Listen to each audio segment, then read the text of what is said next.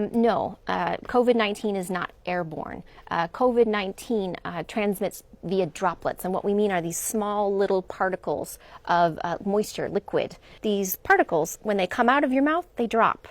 And so that's why we say between 1 and 2 meters. Anything beyond that, they don't disperse.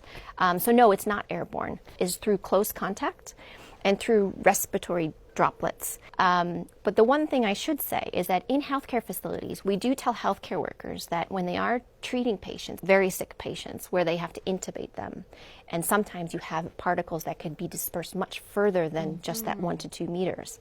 And so in those situations, we tell healthcare workers, you have to use airborne precautions. And so there may be some confusion out there when we say airborne precautions. Those are for healthcare workers performing very specific procedures, but for every day, no. And what they've learned from more than 70,000 cases in China is that very few people actually have runny nose or actually sneeze. Most people will have a fever. Most people will have a cough. What we do worry about is anyone that has shortness of breath or chest pain, to make sure that they seek health care very quickly. So I'm not aware of any evidence that this virus transmits between pets and people. There's a lot of investigations that are underway. They have not found this virus in an animal yet, in the zoonotic source of what we believe initially, that this outbreak began with people who were in contact with wild animals, not pets. But we have no evidence of this virus in pets, and no evidence of this virus transmitting between pets and people. I think you can use swimming pools just fine. Many swimming pools have chlorine in them, and we haven't heard of any transmission happening in swimming pools. So there are some studies that are ongoing right now that look at virus survival. We don't have the full results yet, but what we know from other coronaviruses like SARS and like MERS is that on packages, on certain like cardboard materials, that it doesn't last very long. What is important, though, on certain other surfaces like plastic, that the virus can be inactivated by disinfectants. So if you want to know more about disinfectants and disinfecting your surfaces, go to the WHO site, go in and look at the guidance. You'll find it under coronavirus, and you'll find all that information there. Just because you have a fever and a cough doesn't mean that you're infected with COVID-19. That's really important. It's also flu season. So there's a lot of people around who have the sniffles, who have a cough, who have a fever. Talk to your colleague, express your concerns, talk to your employers, and just see how can you make sure that you continue to be able to work. And there's a lot of ways in which you can work from home, if that's possible with your type of job. Sounds very simple. It doesn't sound very exciting, but it is incredibly important that you make sure that you wash your hands with soap and water. And if you don't have soap and water, you can use an alcohol-based rub. The second thing that you can do is what we call respiratory etiquette. Sneeze or cough into your elbow, or you use a tissue, and then you throw that tissue away, and then you make sure you wash your hands. And the third thing that is really important is to educate yourself. So make sure that you have the latest information from WHO, from trusted sources. This is a rapidly changing situation, and so the more we learn, the more we want you to know about this. And by educating yourself, you can make sure that you protect yourself and you protect your family. WHO recommends that you wear a mask if you're sick. There's a lot of things that you can do to protect yourself while traveling, and that is making sure that you travel when you're well. You're feeling well, you and your family.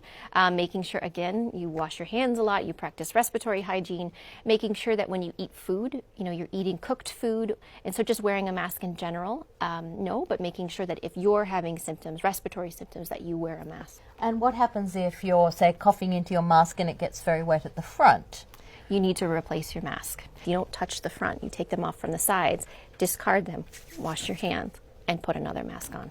And when you discard them, you would make sure that you discard them somewhere safe? That's right, in a bin that is covered. Yes, that's right.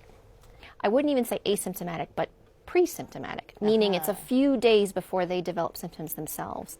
And so when you go back and you interview them, oftentimes they say, well, actually, I wasn't feeling very well. So it's this pre-symptomatic phase or mildly symptomatic phase. Having said that, it is possible, and we do have some case reports of truly asymptomatic people that can infect, but we don't believe that they play a major role in transmission. The important number of days has to do with what we call the incubation period, the time that you are infected to the time that you develop symptoms. We believe that most people will show symptoms 5 or 6 days after they are actually infected. What we look for is we look for case pairs. So if I'm a case and you are one of my contacts, then we follow you for a certain number of time to determine how long it takes for you to develop symptoms. So we are constantly looking at data that's coming from countries. And as of right now, we feel very confident that 14 days is the right upper bound. We are learning about what this virus can do in different countries. You know, there's a lot of cases in China, and there's some colder climates there. I was in Beijing recently, but I was also in Guangzhou, which is more southern part of the country, which was much warmer. And so you do see transmission. It's too early to say if temperature, in terms of outside temperature, has anything to do with virus circulation. But we need to prepare ourselves that this virus can transmit between people anywhere that it goes. There was a really big report that came out of China, I think it was last week, where it was looking at 55,000 cases. I think it was 2% of those infected were among children. And that's a very low number. And that's important to know, because in flu, for example, children are really important in transmitting this virus. But in COVID-19, they don't seem to be. We don't know why yet. And so that's a big point of research. But even the children who are infected, many of them will have mild disease. A majority of people who are infected with COVID-19 will have a mild disease, which may actually include a mild form of pneumonia. Antibiotics will not work against COVID-19 because that's a virus, but I know that you could have a co-infection with a bacteria, and an antibiotic may be helpful for that, but it won't actually work against a virus. Please come back to the WHO website and look at what we have posted. There's new postings every day, whether there are situation reports, which gives you an overview of the latest cases and what WHO is doing. There are myth busters, there are videos that can help you, teach you about, like I said, how to wash your hands, how to make sure you wear masks appropriately, and many other things. But please do continually, read about this and look at the websites and make sure you have the latest information at hand.